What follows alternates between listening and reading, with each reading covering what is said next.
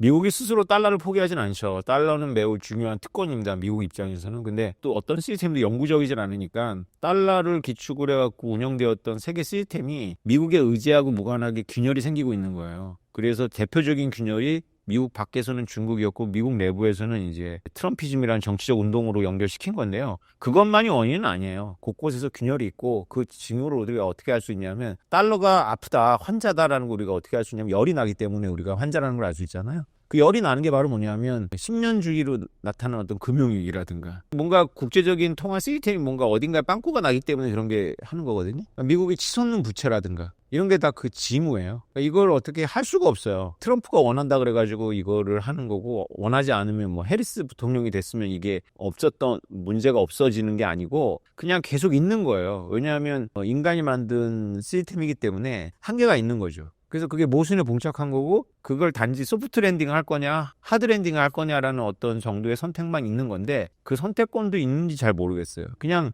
우리는 있는 그대로의 현실을 봐야 돼요. 그래서 10년 전에 제가 비트코인을 발견하고 주변 지인들한테 비트코인을 얘기하면 미국이 가만두지 않겠다라는 반응이 굉장히 많았어요. 그래서 제가 왜 이렇게 미국 시스템에 대해서 나하고 이해가 틀리지? 나하고 생각이 틀리지라고 했는데 지금 생각해보면 제가 현실적인 관점을 가졌던 거고 그들이 미국에 대해서 되게 이상적인 생각을 하고 있었던 거예요. 미국이 무소불위 같은 미국을 좋아하는 친미주의자도 미국이 무소불위하다고 보고 미국을 싫어하는 반미주의자들도 미국이 무소불위하다고 보는 거예요. 둘 다 틀린 거죠. 미국은 무소불위하지 않아요. 왜냐하면 인간이 만든 시스템이기 때문에 구멍이 있고 계속 그게 지금 당장 터지지 않더라도 계속 문제가 누적되고 있거든요. 그래서 그걸 있는 그대로 봤을 경우에 우리가 생각해 볼 수가 있어요. 그래서 달러를 가지고 미국이 어떻게 할 수가 없을 때 결국은 미국 입장에서는 비트코인이라는 대안이 그나마 괜찮지 않을까 이런 생각을 해볼 수 있는 거죠.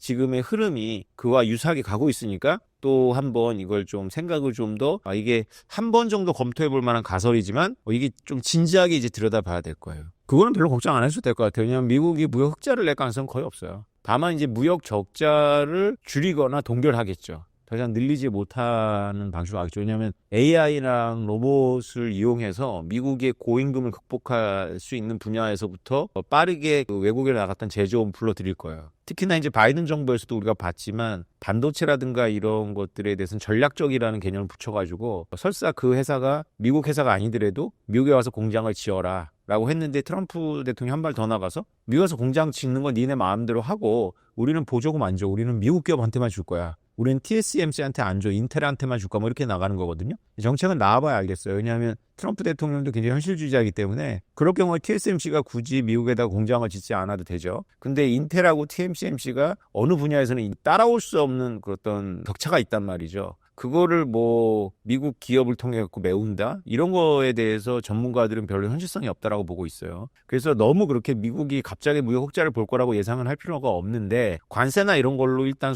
배치할 수 있는 수입 물품 많이 줄일 거고 그리고 수입선을 되게 다원화할 거예요. 그래서 중국한테 의지하거나 뭐 이랬던 것들이 여러 나라로 흩어지게 하겠죠. 뭐 이런 식으로 이해하시면 될 것 같아요.